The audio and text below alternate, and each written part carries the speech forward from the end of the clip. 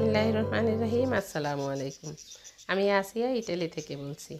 নতুন একটা ভিডিও দেখার জন্য সবাইকে ওয়েলকাম করছি। কাছে দূরে দেশে কিংবা দেশের বাইরে যে যেখান থেকে আমার ভিডিওটা দেখছেন, আশা করি আল্লাহর অশেষ মেহেরবানিতে সবাই ভালো আছেন। আলহামদুলিল্লাহ, আমরাও ভালো আছি। নামাজ পড়ে সবাই একটু শুয়ে পড়েছি। এখন নাস্তাটা রেডি করে নিচ্ছি। ছোটো মেয়ে পরাটা ভাজছে আর আমি কফি বসিয়ে দুপুরের রান্নার আয়োজন করব।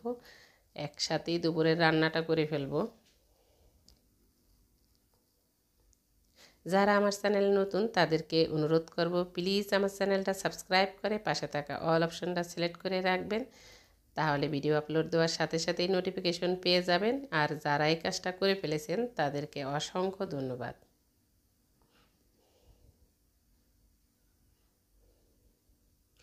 আমার রান্না এখনও শেষ হয়নি, মেয়ে বের হবে, এজন্য ওকে একটা মাছ ভেজে দিলাম আর প্রেশার কুকারে চটপট ডালটা রান্না করেছি।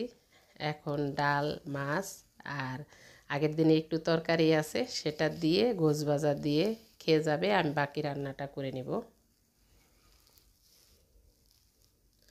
আমি কিভাবে করলা ভাজি করি অনেকেই জানতে চান।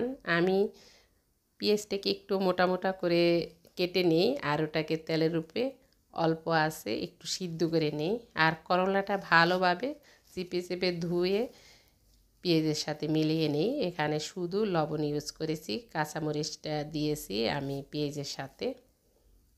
এখন 2 থেকে 3 মিনিট এটাকে পেঁয়াজের সাথে হাই হিটে রান্না করব। এরপরে চুলাটা বন্ধ করে দেব। করলা ভাজিটা এভাবে করলে কিন্তু খেতে অসাধারণ হয়, একটু তিতা হবে না আপনি যদি ঠিক মতো রান্না করতে পারেন। আর কালারটাও একেবারে সুন্দর থাকবে। ঈদের পরে অনেক মাংস খাওয়া হয়েছে, তাই এখন আজকে রুচিটা একটু পরিবর্তন করব।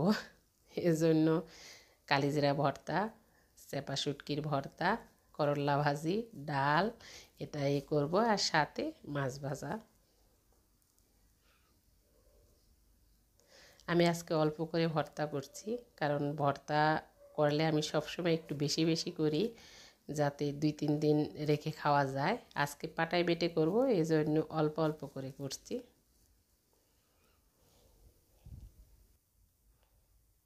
এখন আমরা সবাই খাওয়া দাওয়া করব। খাওয়া দাওয়া করে একটু বের হব, কোথায় যাব সেটা একটু পরে বলছি।